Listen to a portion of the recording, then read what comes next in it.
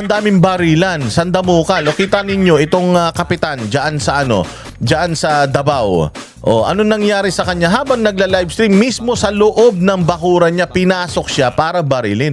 Grabe na ngayon ang nangyayari sa Pilipinas. Yan ang dapat na pino-focus nitong PNP, AFP, lalo na ng gobyerno.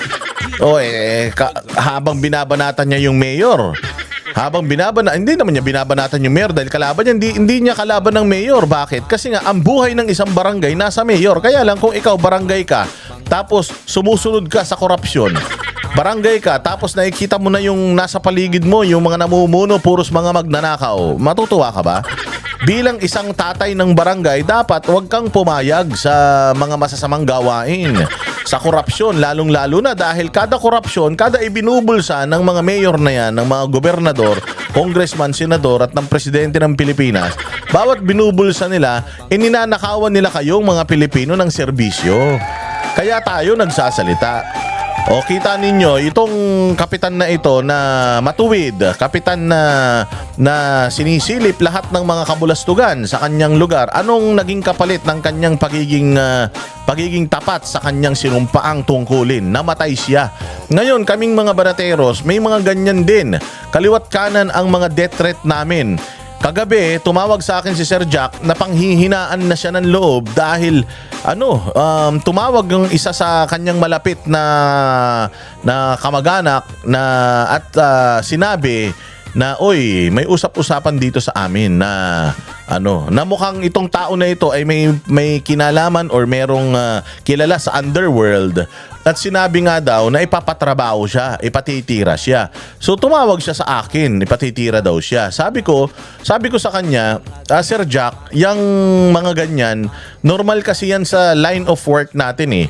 Hindi man ito trabaho, advokasya. O sa ating advokasya, normal na marami tayo talagang masasagasaan. Nakita nyo naman, pinatawag pa nga tayo sa Congress para imbestigahan.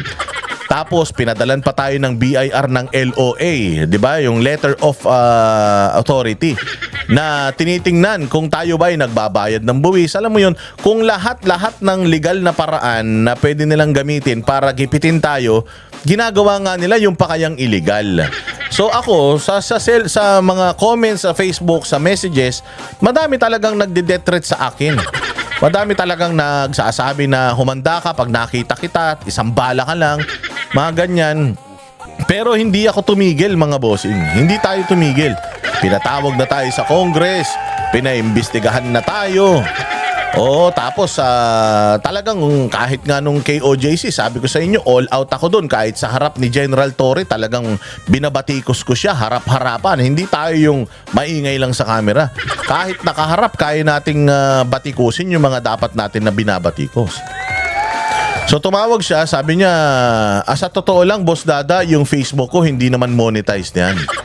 Hindi ako kumikita, baka akala nila pinagkakakitaan ko yung mga pagrereklamo ko. Hindi monetize si Sir Jack, mga bossing, kahit na napakalaki ng kanyang followings at engagement sa YouTube, ay sa Facebook, hindi po monetize yung kanyang channel. So sabi niya, grabe pala kapikon talaga noong mga binabanatan natin. Sabi ko, sa sobrang, wala na eh. Ano na sila, sukol na sila, dead end na eh.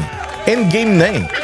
Oo, so sabi nga nila it's either you get even o makalamang ka. O nakikita nila na palubog na sila ng palubog. Kaya ngayon, itong mga tao na nag-expose ng kanilang mga kabulastugan, kabalbalan, itong mga tao na dinidiin sila ng idinidiin lalo habang nahuhuli na sila sa mga katiwalian nila, ay talagang gagawa yan ng kasalanan. Kasama yan sa mga pagnanakaw nila. Yung pagbabayad ng mga hitman, kasama yan. May mga balita pa nga tayo na mga inmates pinalalabas para lang magpatrabaho ng mga kalaban nila sa politika. May mga ganyan pa. Ang dami. Oo, sa totoo lang ang dami. Kaya nga sabi ko nga sa inyo, dahil napakadami nating death threats, sabi ko nga sa inyo, si Banat Bay, nagbabayad siya. Oo, nagbabayad siya ng security niya. Ganyan kadelikado ang trabaho ng banateros. Masaya ba to? Kasi sa totoo lang, masarap kung nandoon ka sa kabilang side eh. Kung nasa kampo ka, halimbawa ako, nasa kampo ako ng mga Marcos, ang sarap. Bakit? Kahit mura-murahin ko si Inday Sara, kahit mura-murahin ko si Bongo, si Senator Bato, kahit mura-murahin ko lahat ng mga DDS na aligned na mga, o mga Duterte aligned na mga politiko, hindi man mga pikon niyang mga yan, hindi ka naman ipapididimanda niyan, hindi ka naman unang-una sa lahat ipapapatay dahil hindi sila ganyan. Dahil wala silang illegal na ginagawa. So itong mga ito na binabayaran ng administrasyon di umano, di ba? Sinabi ko nga, mayroon daw 50 million na nawawala kunyari. O pero yung 50 million na yon, sinabi na pinampambabayad daw supposedly sa mga vloggers yun ng administrasyon. Kita nyo, daming mga vlogger ng administrasyon, puro tanga, puro bobo, puro mga inutil, mga inaagiw ang mga utak, hindi mag-pronounce ng mga terms, hindi alam ng mga gunggong na yan. Oh, so barya-barya na binabayaran nila na pinagmumura lang itong mga to. Oh, kita ninyo, ang sarap maging maging vlogger sa kabila. Bayad ka na. Ano ka pa, hindi ka pa makakasuhan. Tingnan ninyo nung pinatawag doon sa Congress. Sinong pinatawag? Puro Duterte lang. Sinong pinaiyak? Sinong binastos doon? Puros mga Duterte aligned vloggers lang. Tinagpa tayo ng mga pogo vloggers. Tinagpa tayo ng mga drug cartel vloggers. Oh, well, alam mo yun, yung kung anong mga fake news ang ginagawa nila sa atin, ganyan para sirain ang credibility natin. And they're using the Filipinos' money para gawin yan. Magbayad ng mga tao na i-content yung mga vloggers, sirain, pati idamay, pati mga pamilya para lang masira. Oo, para lang makapanira. Wala naman sila talaga. Pag tinignan nyo yung mga vlog nila, wala naman silang binabalita tungkol sa magandang ginagawa ng gobyerno. Walang ginagawa gobyerno eh. Mantakin mo, binayaran ka na para ipabanguhin ang gobyerno. Pero dahil wala silang makita na magandang ginawa ng gobyerno, ang ginagawa nila, sinisiraan nila yung mga kapwa nila vlogger. O ganun. So ang sarap maging vlogger sa kabila, mga bossing, dahil hindi ka delikado, hindi ka madidimanda, hindi ka mamamatay. Busog ka pa, bayad ka pa. O hindi ba? Lahat ng ninakaw ng mga demonyo, nakikinabang ka pa. Pinapalamon mo sa pamilya mo, galing pa sa nakaw. Hindi ba ang sarap ng buhay nila? Samantalang kami, wala kaming kinikita. Wala kaming mga bayad na nakukuha sa mga politiko. Wala kaming retention. Oo, pero kita mo naman, ang buo pa rin ang aming mga kalooban na talagang ipaglaban ng bayang Pilipinas. Because again, 40 mahigit na ako. Sabi ko nga, if something happens to me dahil dito sa ginagawa ko, proud na proud ako. Oo, hindi man naging proud yung pamilya ko sa naging buhay ko nung bata ako, pero sigurado ako, when something happens to me, sigurado ako magiging proud sila because namatay ako at mamamatay ako dahil sa paglaban ko sa corruption, paglaban ko sa mga corrupt na mga politiko at paglaban ko sa kamalian. Nasa tama tayo eh. Nasa tama tayo mga bossing, kaya hindi tayo dapat natatakot.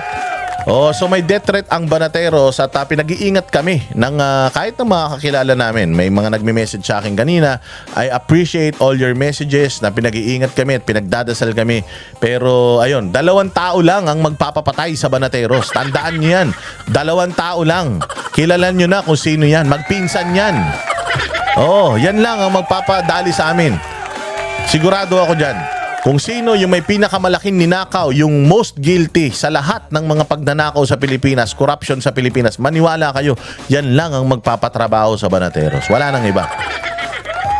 Wala nang iba. Sabi nga ni Crisette Chu nag-message sa akin si Crisette, sabi ni Crisette, sabihin mo na kung sino Boss Dada para at least alam nila. Kasi ako, kung mamamatay ako, si Asidre lang yan, tsaka si Romualdez, sabi niya. Oo, yan lang ang magpapapatay sa akin, sabi ni Ako hindi ko sila pinagbibintangan.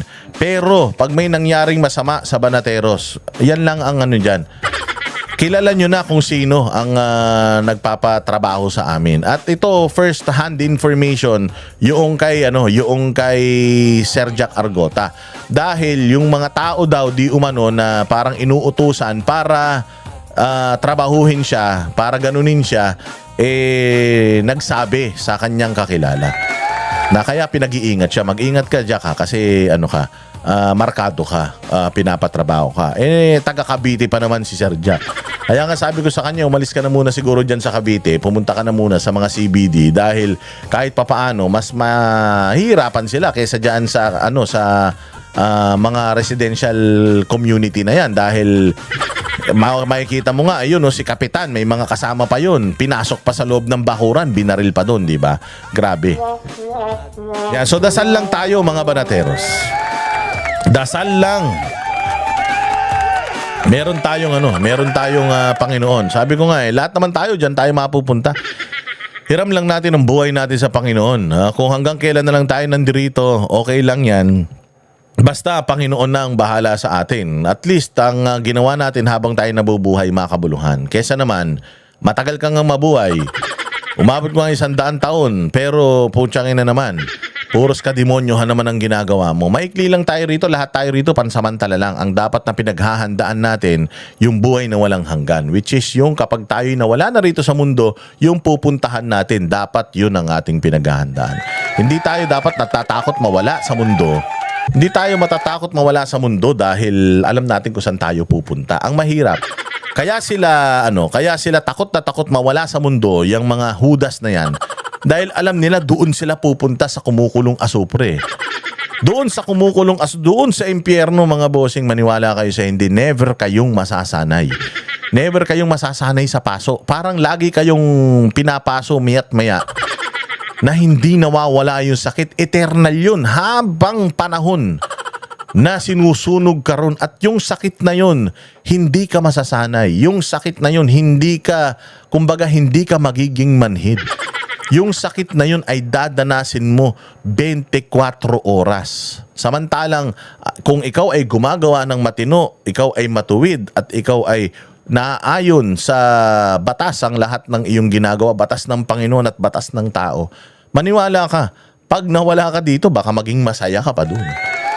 Oo. So, tapos na problema natin pagka ganun. Kaya basta dasal lang. Kasi kaming mga banateros, hindi kami natatakot. Kami, as much as we can, we protect ourselves. We have each other to protect ourselves. Pag lumalabas kami, magkakasama kami to protect each other. Ganun ang banateros, para kaming pamilya. Hindi kami basta-basta magpapatalo sa mga yan. Papalag tayo diyan. Hindi